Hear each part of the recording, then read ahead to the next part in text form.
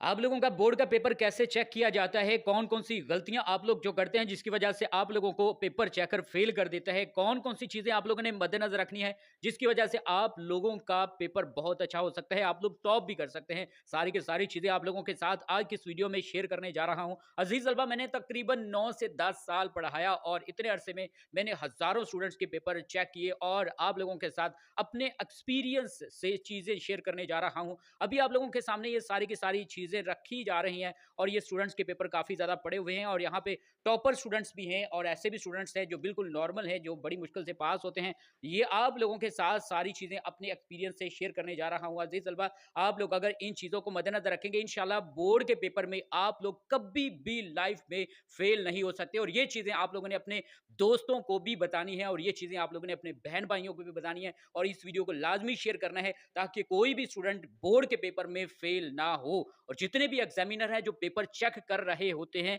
वो इस तरीके से पेपर मार्किंग करते हैं और बोर्ड में जो स्टूडेंट्स फेल होते हैं वो इन गलतियों की वजह से फेल होते हैं और पेपर चेकर इन चीज़ों को देखता है जिसकी वजह से स्टूडेंट्स को फेल कर देता है। ये गलतियाँ, ये आप लोगों ने मिस्टेक्स कभी भी नहीं करनी। अगर नहीं करोगे तो यकीनन अज़ीज़ तलबा, आप लोग 100% गारंटी देता हूँ, आप लोग पास हो जाओगे। अगर ये गलतियाँ बार-बार करोगे, बार-बार फेल हो जाओगे, तो फिर आप लोग डीमोटिवेट होके एंड पर अपनी स्टडी को ही वाइंड अप कर दोगे। तो ऐसा नहीं करना। चलिए आप लोगों को बताते हैं कि एक पेपर चेकर, और उसमें मैं खुद भी हूँ, कि मैं पेपर चेक कैसे करता हूँ और बोर्ड की तरफ से कौन-कौन सी हदायत दी जाती हैं, जिनको मद्देनज़र रखकर एक जो पेपर है बोर्ड का वो चेक किया जाता है। तो अज़ीज़ तलबा, अगर आप लोग पेपरों के हवाले से, गेस्ट पेपर्स के हवाले से, नोट्स के हवाले से किसी भी किस्म की एजुकेशनल अपडेट्स आप लोग बर वक़्त हासिल करना चाहते हैं, तो आप लोगों के लिए हम लोगों ने अपने यूट्यूब चैनल, टिकटॉक अकाउंट्स और फेसबुक पेजेस बहारे इल्म टीवी के नेम से बना लिए हैं। तो जनाब, अभी से हमारे सोशल मीडिया अकाउंट्स को विजिट कीजिए और इससे इस्तिफ़ादा हासिल कीजिए। अज़ीज़ तलबा, यहाँ पर आप लोगों के सामने एक चीज़ फाइनल करके रख दूँ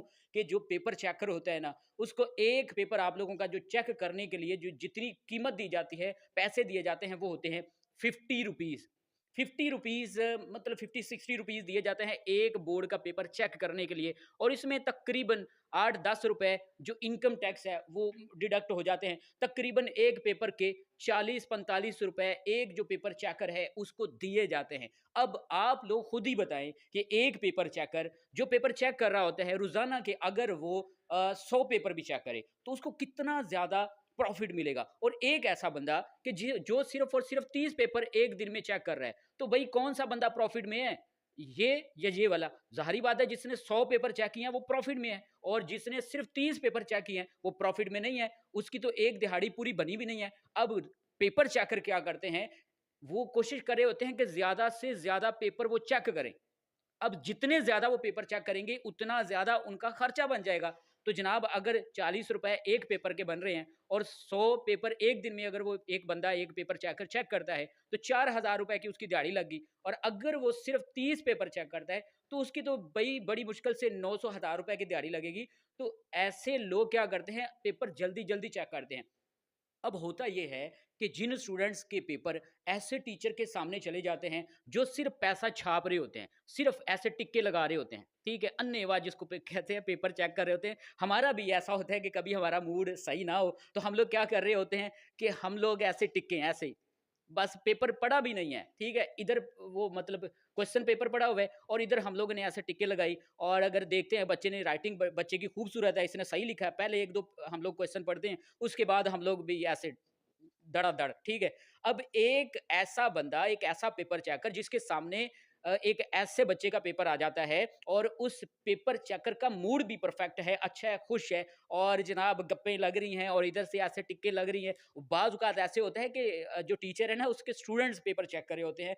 तो ऐसे जो स्टूडेंट्स हैं जिन्होंने गलत भी लिखा हो और उनकी राइटिंग अच्छी है, उन्होंने पेपर अच्छे तरीके से अटेम्प्ट किया है, उनको मार्क्स पूरे मिल जाते हैं। और बाद ऐसे स्टूडेंट्स होते हैं जिन्होंने जनाब बहुत अच्छा लिखा है और उनकी राइटिंग ख़राब होती है, उन्होंने सही पेपर प्रेज़ेंट नहीं किया हुआ होता, लेकिन लिखा उसने सवाल बहुत अच्छा है। लेकिन जो पेपर चेकर है वो कहता है यार इसने ख़राब सा लिखा हुआ है, कटिंग-वटिंग है, तो वो क्या कर रहे होते हैं, ऐसे क्रॉस कर दिया या ऐसे ये बिलफ़र्ज़, ये पूरा बिल्कुल सही क्वेश्चन है। एक क्वेश्चन की डेफ़िनेशन भी ठीक है और उसने उसकी एग्ज़ाम्पल भी ठीक लिखी है। जो कुछ भी पूछा गया वो एक्यूरेट उसने लिखा है, लेकिन राइटिंग्स ठीक नहीं है, उसने कटिंग की है। तो क्या करता है, जहाँ पर कटिंग हुई ना, बिलफ़र्ज़ यहाँ पर ऐसे कटिंग हुई है।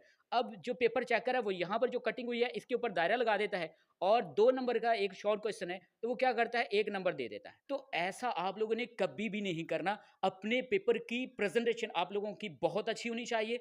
आप लोगों की राइटिंग अगर खूबसूरत नहीं है, मसला नहीं है, प्रॉब्लम नहीं है, आप लोगों की राइटिंग नीट एंड क्लीन होनी चाहिए। हाशिए लगा के आप लोगों ने हर चीज़ हाशिए के अंदर लिखनी है और एक-एक चीज़ क्लियर होनी चाहिए जो आप लोगों ने लिखा है। आप लोगों ने कट वाली मार्कर यूज़ करनी है। अगर आप लोगों को कट मार्कर यूज़ नहीं करना आता, मसला नहीं है यार। आप लोग सिंपल सा जो मार्कर है, वो हेडिंग शेडिंग बना के वो आप लोग यूज़ करें।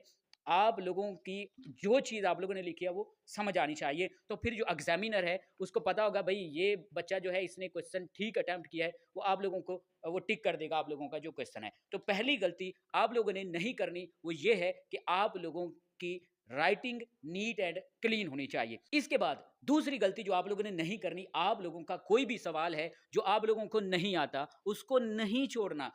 क्यों नहीं छोड़ना? अभी आप लोगों को मैंने एग्जांपल तो दी है कि एक ऐसा पेपर चेकर कि जिसके सामने आप लोगों का पेपर आ जाता है और वो पेपर आप लोगों का रीड नहीं कर रहा, उसने कोशिश करनी है कि वो ज़्यादा से ज़्यादा पेपर चेक करे। आप लोगों का एक क्वेश्चन वो ऐसे पढ़ने तो नहीं बैठेगा। अगर एक-एक क्वेश्चन को वन बाय वन वो रीड करेगा, तो भई काफ़ी ज़्यादा टाइम लग जाएगा। तो एक दिन में वो बड़ी मुश्किल से 30-35 पेपर ही चेक कर पाएगा। तो इस तरीके से तो उसको लॉस होगा। तो एक-एक क्वेश्चन जो है वो वन बाय वन, एक-एक वर्ड, एक-एक लाइन को नहीं पढ़ा जा सकता। तो क्या करते हैं पेपर चेकर कि आप लोगों का जो पेपर है उसके सामने गया, उसने देखा कि राइटिंग इसकी ठीक है, इसने नीट एंड क्लीन लिखा है, वो टिक करता गया। आप लोगों ने क्या करना है, कोई भी सवाल नहीं छोड़ना। आप लोगों को अगर नहीं ना आता, बिलफर्ज ये क्वेश्चन आप लोगों को नहीं आता, तो ऊपर क्वेश्चन की हेडिंग दें प्रॉपर एक पूरे फुल तरीके से और नीचे आप लोग कुछ भी अपने ज़हन से यहाँ पर लिख दें। लेकिन जो क्वेश्चन ऊपर पूछा गया है, सेम उसी के रेलेवेंट आप लोगों ने लिखना है। ये ना हो कि ऊपर कायदे-आज़म कैसे आया हो और नीचे आप लोग प्यासा कौवा की जो स्टोरी है वो लिख दें, ऐसा नहीं करना।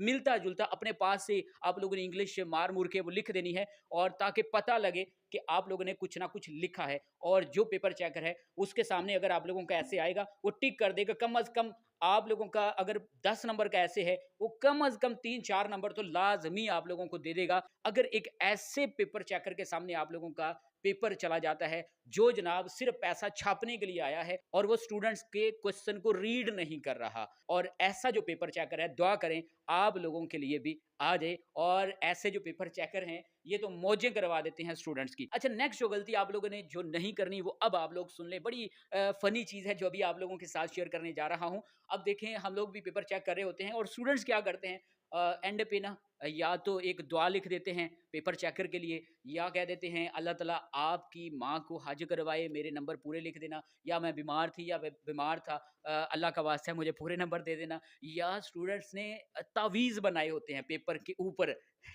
तावीज़ की वजह से भी मार्क्स पूरे वो सोच रहे होते हैं हमारे आ जाएँगे, या फिर एंड पर उन्होंने अपना नंबर लिखा हुआ होता है कि इस नंबर पर राब्ता कर लें। मतलब मुख्तलिफ कोड वर्ड्स लिखे हुए होते हैं या फिर आयतें लिखी होती हैं, तो ऐसा कभी भी आप लोगों ने नहीं करना। ऐसा अगर आप लोग करेंगे तो नेगेटिव मार्किंग भी आप लोगों की हो सकती है, होती तो नहीं है। कोई भी टीचर ऐसा नहीं करता कि आप लोगों ने कुछ लिखा डायलॉग ऊपर और या आप लोगों ने दुआ लिखी, तावीज़ लिखा तो कोई नेगेटिव मार्किंग, या बोर्ड की तरफ से ऐसा कुछ भी नहीं होता। लेकिन आप लोगों को इस तरह के लिखने के मार्क्स नहीं मिलेंगे। बोर्ड की तरफ से ये नहीं लिखा हुआ होता कि आप लोगों को मार्क्स ज़्यादा दिए जाएँगे अगर ऊपर तावीज़ लिखा होगा या ऊपर आयत लिखी होगी या आप लोग पेपर चेकर को दुआ देंगे, तो जितने भी स्टूडेंट्स ने दुआ दी है उनके नंबर ज़्यादा कर दें। ऐसा बोर्ड की तरफ से कोई भी रूल एंड रेगुलेशन नहीं दिया जाता। ठीक हो गया? तो ये चीज़ें आप लोगों ने ज़रूर अज़ीज़ तलबा मद्देनज़र रखनी है। सबसे पहले आप लोगों ने कोई भी सवाल छोड़ना नहीं है। जो कुछ आता है लिखना है, सारे के सारे सवाल आप लोगों ने लिखने हैं। दूसरा काम आप लोगों ने ये करना है कि आप लोगों की राइटिंग अगर खूबसूरत नहीं है, कट वाला मार्कर यूज़ नहीं करना आता,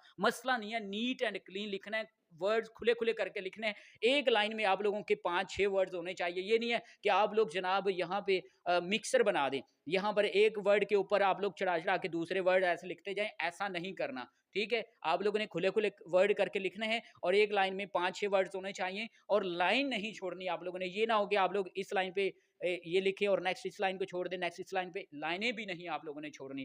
ठीक हो गया? और ये मुख्तलिफ डायलॉग भी आप लोगों ने नहीं छोड़ने और टाइम को आप लोगों ने ज़रूर मद्देनज़र रखना है। ये ना हो कि आप लोग जनाब सवाल पढ़ते-पढ़ते पूरा आप लोगों का टाइम हो जाए और आप लोगों का जनाब पेपर भी कंप्लीट ना हो। तो ये चीज़ें आप लोगों ने ज़रूर मद्देनज़र रखना है। उम्मीद करते हैं अज़ीज़ तलबा आज की ये वीडियो आप लोगों को ज़रूर पसंद आई होगी। मिलते हैं नेक्स्ट वीडियो में, अपना ख़्याल रखिएगा। अल्लाह हाफ़िज़।